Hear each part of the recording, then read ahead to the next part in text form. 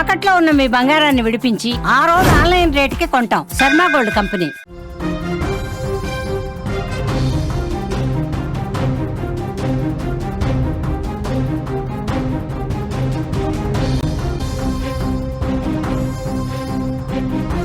నోయిడాలో దారుణ ఘటన జరిగింది. అదనపు కట్నం కోసం భర్త దురాగతం. భార్యకు నిప్పంటించాడు భర్త విపిన్. అత్త కూడా నిక్కి చికిత్స పొందుతూ చనిపోయింది. భర్త విపిన్, అత్త దయ ఇద్దరు అరెస్ట్ అయ్యారు. హత్య వీడియో సోషల్ మీడియాలో వైరల్ అయింది. సీన్ రీకన్స్ట్రక్షన్లో పిస్టల్ లాక్కున్నాడు పోలీసుల దగ్గర నుంచే విపిన్. నిందితుడి కాలికి బుల్లెట్ గాయమైంది. వెంటనే పోలీసులు ఆ సమయంలో రియాక్ట్ అయ్యారు. కట్నం కోసం ఎన్ని దారుణాలు చూస్తున్నా మనసు కలిచివేసేలా కొత్తవి ఇంకా జరుగుతూనే ఉన్నాయి. పెళ్ళి అనేది కొంతమంది దుర్మార్గులకి అది కేవలం డబ్బు సంపాదించుకునే మార్గంగా కనిపిస్తోంది. ఆ కట్న పిశాచాలు ఎంత కిరాతకంగా ఉంటాయంటే అదనపు కట్నం కోసం ఒక భార్యను సజీవ దహనం చేశాడు. ఉత్తరప్రదేశ్ నోయిడాలో జరిగిన ఈ దారుణమైన ఘటన ఇప్పుడు దేశవ్యాప్తంగా చర్చ జరుగుతోంది. దేశం మొత్తం ఒక సంచలనం సృష్టించినటువంటి కేసుగా మారుతోంది. ఉత్తరప్రదేశ్ నోయిడాలో ఈ అమానుషం జరిగింది. సిర్సా చౌరాహా ప్రాంతానికి చెందిన విపిన్ భాటికి బికారీ సింగ్ కుమార్తె నిక్కీతో 7 ఏళ్ల క్రితం పెళ్ళైంది. వీరికి ఒక 6 ఏళ్ల కుమారుడు కూడా ఉన్నాడు. పెళ్లి సమయంలో అడిగిన కట్నం, కారుతో పాటు బైక్ కూడా ఇచ్చారు. అయినా వారి కట్నదాహం ఏమాత్రం తీరలా. కొన్నాళ్ళ క్రితం నిక్కీ కుటుంబం మెర్సిడెస్ కారు కొన్నారు. అది చూసి విపిన్ కన్నుగుట్టింది. తనకు కూడా ఆ కారే కావాలి, లేకపోతే 36 లక్షల రూపాయలు నువ్వు ఇంటి నుంచి తీసుకురా, లేదంటే మీ డాడీ కొన్నటువంటి ఆ కొత్త కారు మెర్సిడెస్ కారు ఉందో దాన్ని తీసుకురా, లేదంటే 36 లక్షల రూపాయలు నువ్వు ఇంటి దగ్గర నుంచి తీసుకురా, లేదంటే ఇంటికి రావద్దు. ఇదే గొడవ. నిక్కీ దీనికి అసలు ఒప్పుకోలా. శారీరకంగా మానసికంగా విపిన్ని హింసించాడు నిక్కీని. అతని తల్లిదండ్రులు కూడా దయా సచివేర్ ఇద్దరూ కూడా వేధింపుల్లో భాగమై భర్త కొడుతుంటే తిడుతుంటే ఇంకా వాడిని ఆపాల్సింది పోయి, ఇది కరెక్ట్ కాదురా అని చెప్పాల్సింది పోయి, భార్యని ఎందుకు అట్లా వేధిస్తావు అని చెప్పాల్సింది పోయి, వీళ్ళిద్దరూ కూడా కొడుక్కి వంత పాడుతూ వాళ్ళతో పాటు కలిసి ఈ అమ్మాయిని దారుణంగా కొట్టేవాళ్ళు, తిట్టేవాళ్ళు, కాలుతో తన్నేవాళ్ళు, ఇష్టం వచ్చినట్టుగా చేశారు. ఈ మధ్యకాలంలో ఈ వేధింపులు ఇంకా ఎక్కువైపోయాయి. ఒకరోజు విపిన్, అతని తల్లిదండ్రులు కలిసి నిక్కీ మీద భౌతిక దాడికి పాల్పడ్డారు. నిక్కీని తన భర్త, అత్త కొడుతూ నిప్పు కూడా పెట్టారు. నిప్పు కూడా పెట్టి ఆమె సొంత అక్క కాంచన వీడియో రికార్డ్ చేసింది. ఎంత దారుణం చూడండి. ఒకవైపు అక్కేమో వీడియో రికార్డ్ చేస్తూ ఉంటుంది, ఇక వీళ్ళ పేరెంట్స్ కలిసి ఆమెను చితకబాత్తా ఉన్నారు, కొడతా ఉన్నారు, నిప్పు పెట్టారు. ఒక్కసారి ఆ ఫోటోలు చూస్తుంటే గుండె తరుక్కుపోతుంది. నిజంగా వాడిని నమ్మి, ఆ కుటుంబాన్ని నమ్మి పెళ్లి చేసి అక్కడికి పంపిస్తే అక్కడ ఎన్ని దుర్మార్గాలు చేస్తూ ఉన్నారు, ఎంత దారుణంగా ప్రవర్తిస్తూ ఉన్నారు. తమ పిల్లలేమో ఒక రకంగా, పొరుగింటి పిల్లలైతే ఇంకొక రకంగా చూసే తల్లిదండ్రులు ఉన్నారు. ఎంత దారుణం చూడండి. కట్నం కోసం వేధింపులకు గురి చేసి వాళ్ళందరూ కూడా కలిపి ఆ అమ్మాయిని ఒంటరిని చేసి దారుణంగా కొడుతూ, ఇష్టం వచ్చినట్టుగా తిడుతూ, ఇక ఆఖరికి నిప్పు పెట్టారంట. వీళ్ళక్కేమో ఆ వీడియో రికార్డ్ చేస్తూ ఉంది. అసలు ఎక్కడన్నా జరుగుతుందా ఇది? నిక్కీ కేకలు విన్న ఇరుగు పొరుగు వారు ఆమెను వెంటనే ఆసుపత్రికి తీసుకెళ్లారు. వాళ్ళని అడ్డుకున్నారు, వెంటనే ఆసుపత్రికి తీసుకెళ్లారు. 70% వరకు ఆమె కాలిపోయిందండి. అక్కడ చికిత్స పొందుతూ ఆసుపత్రిలోనే చనిపోయింది ఆ అమ్మాయి. నిక్కీపై దాడి చేసిన వీడియో ప్రస్తుతం సోషల్ మీడియాలో వైరల్ అవుతోంది. పోలీసులు విపిన్ని, అతని తల్లి దయాని ఇద్దరిని కూడా అరెస్ట్ చేశారు. తండ్రి సచివేరు, సోదరుడు రోహిత్ ఇంకా వాళ్ళు పోలీసుల కస్టడీలో లేరు. పోలీసులు వెతుకుతూ ఉన్నారు, వాళ్ళు పారిపోయారు. వారిపై కాస్నా పోలీస్ స్టేషన్లో బిఎన్ఎస్ సెక్షన్స్ కింద కేసులు కూడా నమోదు చేసిన పరిస్థితి ఉంది. అంటే ఎంత దుర్మార్గమైనటువంటి ఘటనలు జరుగుతున్నాయి చూడండి. కట్నం కోసం ఇంత దారుణంగా ప్రవర్తిస్తారా? అదనపు కట్నం కోసం 6 ఏళ్ళైంది వాళ్ళకి పెళ్ళయి, ఇంకా కట్నం కోసం వేధింపులు చేయడం, రోజు గొడవే, రోజు కొట్టడం, తిట్టడం. అసలు ఇలాంటి ఫ్యామిలీని ఏం చేయాలి? అసలు ఇలాంటి ఫ్యామిలీకి అసలు శిక్ష వేసి జైల్లో వేయటం కాదు, ఇంకా ఏదైనా చేసేయాలి వెళ్ళని చెప్పి అక్కడున్న స్థానికులు మాట్లాడుతూ ఉన్నారు. రోజు గొడవే, ఇరుగు పొరుగు వారు చెప్తూ ఉన్నారు. రోజు గొడవే, పాపం అమ్మాయిని నరకం చూపిస్తూ ఉన్నారు.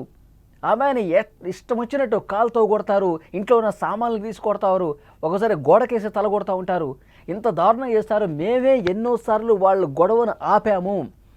ఇక పిచ్చి పీక్స్కి వెళ్ళిపోయి వాళ్ళు ఎంత దారుణంగా శారీరకంగా దాడులు చేశారంటే వాళ్ళ ఇంట్లో పేరెంట్స్ కూడా చెప్పుకొని ఎన్నిసార్లు బాధపడ్డా మరి పెళ్ళి 6 సంవత్సరాలు అవుతుంది, పిల్లలు ఉన్నారు, జీవితం ఎందుకు నాశనం చేసుకోవటం, వాళ్ళు ఏదో విధంగా మారే విధంగా మనమే ప్రయత్నం చేయాలి, వాళ్ళలో మార్పు వస్తుంది వస్తుంది వస్తుంది అని చెప్పి వెయిట్ చేశారు. కానీ మార్పు రాలా, చంపే వరకు వచ్చారు. అదనపు కట్నం కోసం కొన్ని సంవత్సరాలుగా వేధింపులు చేసి పాపం ఆ అమ్మాయి తల్లిదండ్రులు ఒక కారు కొనుక్కుంటే ఆ కారు నాకు కావాల్సిందే, లేదంటే 36 లక్షలు తీసుకురా నేను కొనుక్కుంటా కారు.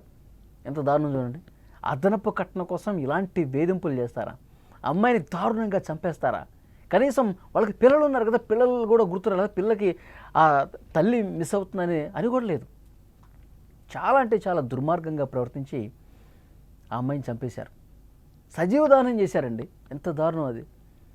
ఒక పక్క సజీవ దహనం చేస్తుంటే ఇంకో పక్క వీడియో తీస్తారా? ఆ అమ్మాయి మీద దాడులు చేయటం, పెట్రోల్ పోసి కాల్చటం, ఇదంతా చేస్తుంటే వీడియోలు చేస్తారా ఇదంతా? వెంటనే ఇరుగు పొరుగు వాళ్ళు కేకలు విన్నగానే పోలీసులు కంప్లైంట్ చేశారు, అంబులెన్స్ని పిలిపించారు. ఇరుగు పొరుగు వాళ్ళే వెంటనే వాడిని తీసుకొచ్చి అరెస్ట్ చేసిన పరిస్థితి ఉంది. అంటే సీన్ రీకన్స్ట్రక్షన్ చేస్తుంటే ఇంకొకటి జరిగిందండి. ఇది కొంచెం మనం మాట్లాడుకోవాల్సిన అవసరం ఉంది. అసలు ఏ విధంగా చేశావు, ఏంటి నీ కథ అని చెప్పి పోలీసులు వాడిని అదుపులోకి తీసుకొని అసలు ఎక్కడ జరిగింది, ఎక్కడో గొడవ పడ్డారు అని చెప్పి సీన్ రీకన్స్ట్రక్ట్ చేస్తారు కదా, ఇంటికి తీసుకొస్తారు కదా. మార్గ మధ్యలో ఏం చేశాడు తెలుసా? విపిన్ పారిపోయే ప్రయత్నం చేశాడు, పోలీసులను బెదిరించే ప్రయత్నం చేశాడు, వాళ్ళ దగ్గర నా గన్ను లాక్కునే ప్రయత్నం చేశాడు. అంటే పారిపోదాం అనుకుని వెంటనే పోలీసులు రియాక్ట్ అయ్యి గన్ను తీసుకుని వాడు పారిపోతున్న వాడి కాళ్ళ మీద కాల్చేశారు. ఒక కాలు బుల్లెట్ దిగింది, ఒక్కసారిగా కుప్పగలి కింద పడ్డాడు. వెంటనే వాడిని అదుపులోకి తీసుకొని మళ్ళీ స్టేషన్కి తీసుకెళ్తున్నటువంటి దృశ్యాలు మీరు చూస్తూ ఉన్నారు. అది చూడండి. వాడు పారిపోతుంటే కాలు మీద కాల్చి పోలీసులనే బెదిరించే ప్రయత్నం చేశాడు, పోలీసుల దగ్గర గన్ను లాక్కునే ప్రయత్నం చేశాడు. గన్ను ఇక వాడి చేతికి రాకపోయేసరికి ఇక పరిగెత్తి పారిపోదాం అనుకున్న సమయంలో పోలీసులు చాలా వేగంగా స్పందించి వాడిని ఒక్కసారిగా కాళ్ళ మీద కాలిస్తే కింద పడిపోయాడు. వాడిని ఇప్పుడు స్టేషన్కి తీసుకెళ్తా ఉన్నారు. చూసారా, పోలీసులు అంటే కూడా లెక్కలేదు, పోలీసుల మీద కూడా దాడులు చేసే ప్రయత్నం చేశాడు. ఇలాంటి నీచ్ కమీనేని ఏం చేయాలి? ఇలాంటి వెధవల్ని ఏం చేయాలి? ఏం చేస్తే ఆ ఫ్యామిలీ కూడా అట్లాగే తయారైంది.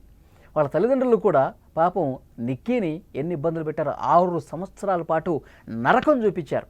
కోడల్ని వాడు కొడతా ఉంటే తిడతా ఉంటే ఇది కరెక్ట్ కాదురా.